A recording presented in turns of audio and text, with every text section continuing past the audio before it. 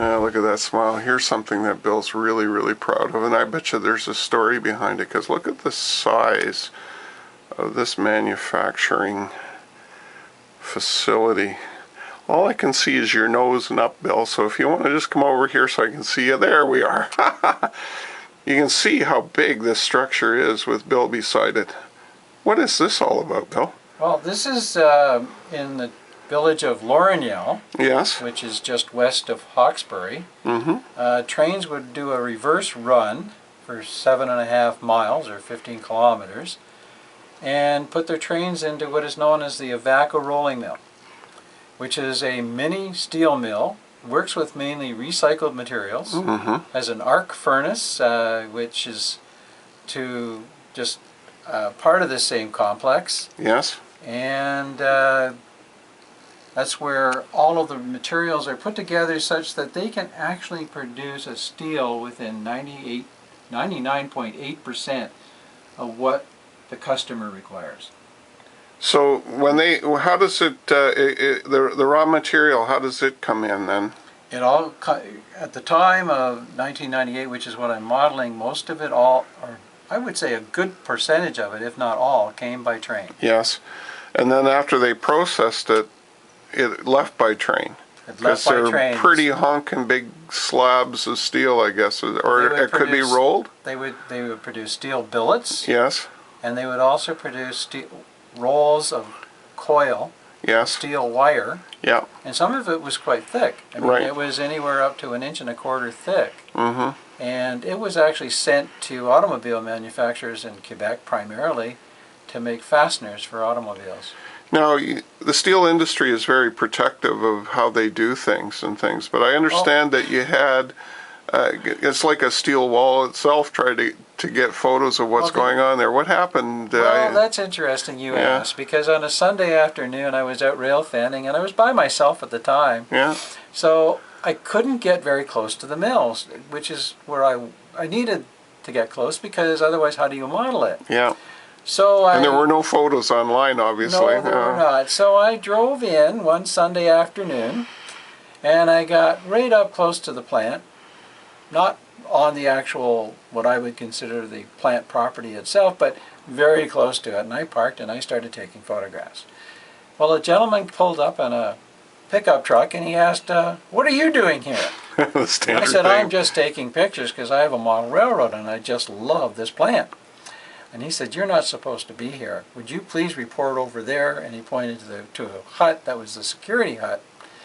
So I did. And they told me, "Well, you're going to have to report that you're here on a Sunday afternoon. You're going to have to call this phone number." And so the next day I called and I got a hold of the head of security, and he says, "Oh yeah, I know, I heard about you." And I said, "Yeah, I'm modeling the plant and I wanted to get a good look at it." And he says, "Well, you know, I actually am interested in trains too, so would you like to come out and have a look?" And I said, "Would you mind if I bring a few friends?" Mm-hmm. So we arranged for a visit for 8 of us to go see this plant. Not only did I know we could take pictures of the outside, which is what I really wanted, yeah, and we couldn't take pictures inside. Yeah. But being in secret squirrel stuff in terms of the processes. And being in the big arc furnace area where, you know, hot steel, bright red would pour out in this really dark place. It was like a Darth Vader movie. Mm-hmm. It was wonderful. So we went away satisfied, and over the next 10 years I started piecing this plant together. By the way, it's not finished yet. No. But then again, on any model railroad, do you ever finish anything? You just keep on going, layer upon layer upon layer. Well, you can never get enough steel coils, but you sure have done those. What did you use to create those? Or well, in one case I found there was, is it Cooch that makes train loads? Chooch, yeah. Chooch that makes train loads, which is what these are. Yeah. But then I modified it, and then I also have actual wire that I roll on a spindle to make these coils as well. Yeah. Not sure which ones I like more, but they all work. They all work, exactly. Yeah. And along here, as this is all representative of what it actually looks like. The photos that you have of the plant, the conveyor systems, and so on. Did they say in principle basically what the flow was, how things moved here? To some extent, there's Yeah. when you're making steel in the arc furnace, one of the things you use is fly ash, and Yes. that's what that conveyor system was bringing up and into the building. Mm-hmm. And then all your other. I didn't know flies created ash. Sorry. Not a Can't problem. miss it. So, and a Yeah. lot of the other thing that So was fly ash, did it come by truck then, or how did it? came by train Oh, as it came well. by train. Yeah. So what sort of piece of rolling stock did that come in? Just an open gone. Okay, Sometimes they use covered, yeah, but because it's a material that it's very light and can Yes. blow away. okay. So So the gone just comes in and it's loaded. Are you going to build a loader here for it, or how does it go actually, up in I a never conveyor? did see anything on how it got up the conveyor Yeah. system. You'll notice that just by the building, there's that tower Yeah, with the cylinder on it. That's where the fly ash itself was contained and then dropped and brought up through the Yep. various conveyor systems to get it into the arc furnace. and then you have a specific yellow locomotive with a Ivaco symbols on the side, and is that the actual locomotive number 60? Yep. And Where I was think 59? they had several Yeah. switcher units of that style, Mm-hmm. and I had purchased that, and it was not painted up or looked like it was an Ivaco switcher. Right. And Michel Boucher, another model railroader from the area, Mm-hmm. picked it off my layout, and the next time I saw it, it was at an Ovar meet, Yes. all fully deckled and colored, and Yeah. it's just wonderful. Michelle's a great friend. He does a lot of nice work for people. And then over here, you have your slabs on the car ready to go. Yes. And they're loaded on by this crane. Mm-hmm. So how do they get how did they get there? How did they get to this spot? Did they use a conveyor system? No, or? they didn't. They would use the same rail cars that Yeah. were going to take them out. They would take them over here where they're classified. Ah, okay. They bring it out of the So you're running a flat car into this structure here, and they're loading it inside with maybe an overhead crane or Yeah, something like they that. Yeah. Oh, okay. And Well, then what do we got here? Is just slag scrap? This is, yes. Yeah. Well, actually, this is actual steel material, raw materials that are going to be used in the arc furnace. Okay, that's broken down. Yeah. And that would again come in gondolas, and Yes. they use these front end loaders and stuff and to unload it from the cars. Yeah, and actually put it back into cars to take it into the arc furnace, where it's then lifted and Yeah. put into the arc furnace itself. Now it's not good enough just to see something from the outside. I bet you did something so we could see what's going on inside your building. A little bit, but Yeah. that's one of That's the the next. project. That's the next. Well, one of many projects that. Yeah, but Still this is the remains. kind of you had an open side here a while ago at one Yeah. point, eh? Yeah, I see you closed it in. The Ivaco mill. And then you got your hydro coming in. Yeah, you just went by the rolling mill. Yes. It's that long shed affair. Yeah. And what came out the other end was the wire. The arc furnace is what we see at the head here. Mm-hmm. And there actually is a model of the arc furnace inside that building that's not showing anymore. Okay. But someday. Now the Ivaco, I know there's a track that kind of goes out and joins what I guess you could call the branch line. Yes. This is in the town of Hawkesbury itself. Yes. Yeah, so this is a Hawkesbury yard to allow for some switching in your operations. Yes.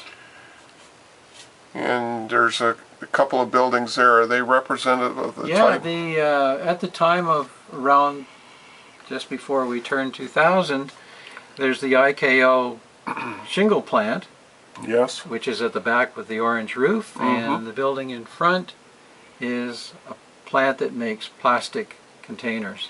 And that's where the resin pellets come in. Yeah, so that's where you see your Sclair cars. Yeah. Yeah. Oh, neat. Oops. Yeah. And this little road here that crosses the track, at the entry to the plant. I think I've driven down there a couple of That's times. the road that goes through the town, the village of Laurier. Yeah. Now up in the back in the corner there you have quite an interesting two-story structure. That's again, that one's a kit. It doesn't really represent anything in Hawkesbury. It was just a kit I really, really liked. Yeah. And it's a laser cut wood kit. Mm-hmm. And you'll notice my lighting is actually warping the roof. But then again, buildings are older around Hawkesbury, so A little warping is it's not going okay. to hurt anything. Yeah. And a few more. That's interesting. These ones look like those Simpsons houses. Yeah, those are actually factory houses. Yeah. That they were. I think the correct name was they were CN homes that they CN built. Mm-hmm. And those are again are CNLVN kits. Here, this looks very Ontario-ish. This structure here, with the it's a plaster kit again. Yes, I it think. is. Yeah. Now, look, you did an amazing job on the bricks there. Where did you pick up that technique? Well, the St. Lawrence division of the National Model Railroading Association Yeah. is where I picked up a lot of skills, and that's through workshops at SLD. Yeah. I was able to learn more and more how to do that. So how to paint and stain all the Yeah. brick and get the signs to fade into the wall. You did a really good job on it. At one point, On I the, must admit, though, it looked more like a pumpkin than a building. Yeah, well, that's the way it starts, right? Yeah. And then you weather it and everything changes. You keep putting layer after layer on. It's much like how you build a model railroad. You do the first layer, and then you come back and keep applying more and more layers to get the effect that you're looking for. And then it looks like you have a Bantam Models kit here. I know that we had a project in SLD and Yes. people built, I think there were about 50 of them that were built. That's right. And they're all different aspects of this bakery. Yes. What did you make yours into? Well, mine I made it into a Jean Coutu drugstore. Oh, okay. And we actually added a little bit more to it by adding lighting. Wow, very nice. Oh, and the interior. Incredible. Yeah, so I know everybody just went to town because of those big front windows. Oh, eh? yeah. But yours look really, really nice there. And a little resin shelving units, are they? Yes. Yeah, beautiful. Cash registers and all kinds of stuff. I hate it when the chimney falls. Eh? You can always put it back on there. There we you go. Now it looks like it's in its right aspect.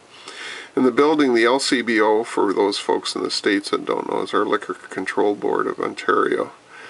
It's the LCBOs are world famous because I think they're the greatest importer of booze in the world.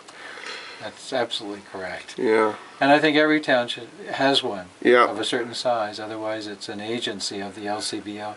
Yeah. That's a hydrocal kit. You never know it. Boy, that's And, really well it done. was a wonder to work on. Yeah. Fantastic. And the Lumberyard in Hawkesbury.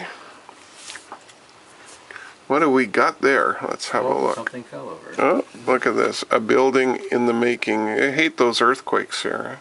Do you remember, were you there that night at Tommy Hood's when we had the earthquake? Yeah. And the whole thing fell off the side and down onto the tracks? It was great.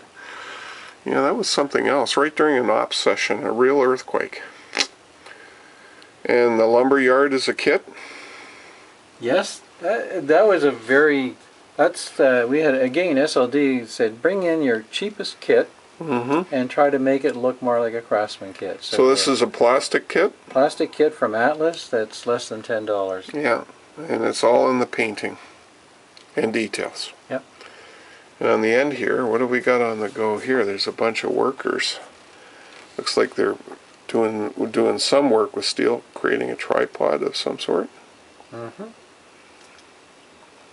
that's a nice little building there. That looks like a Sierra West kit. It is, and I didn't build that particular one, but it's something that reminds me of who built it, and it was Don Leger. Ah, yes, the famous radio announcer, golfer, and wannabe model railroader. Absolutely. And he Yeah. did that all himself. Yeah, which he is just did. amazing. Yeah, because Don was afraid of doing kits. But Yeah. He he finally got around to persevered, doing and it. some of his later. Yeah.